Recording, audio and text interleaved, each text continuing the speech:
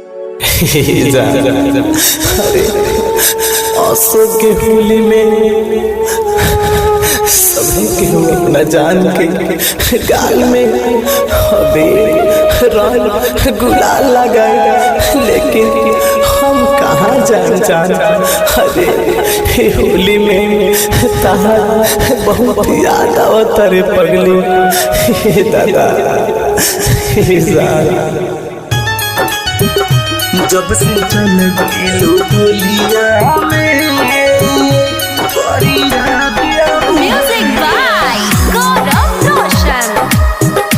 जब से चल गई होलिया में,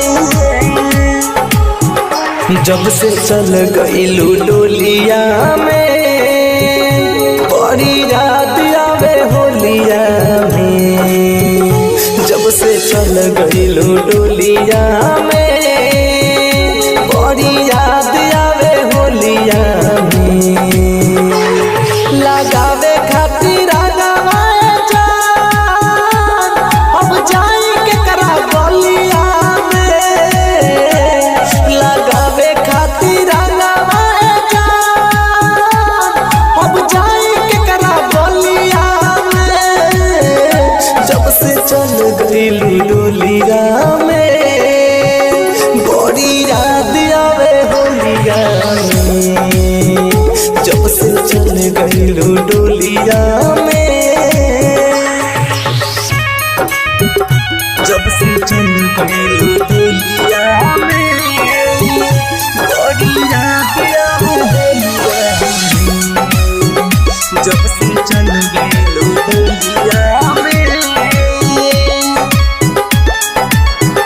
हाथ छूटल बावे दिल टूटल बावे, लोर अखिया के अखिया में सुखल बावे।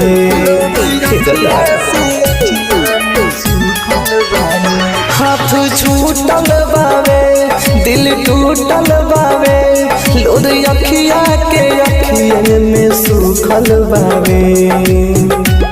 तोहरा के महसूस करनी केहू औरी के बोलिया में। तोहरा के महसूस करनी केहू औरी के बोलिया में। जब से चल गई डोलिया में बड़ी याद आवे होलिया में। जब से चल गई डोलिया में, जब से चल गई डोलिया में बड़ी याद आवे होलिया में। जब से चल गई डोलिया में दिहलू पर कस के गम दिल पे गहरा जखम। तोहरा चलते जियत बानी मर मर के हम।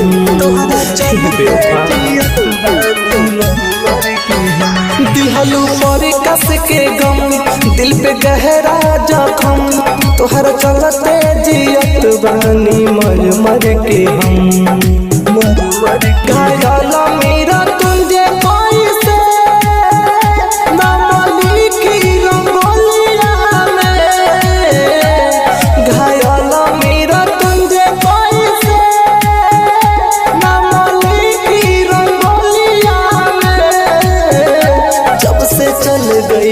डोलिया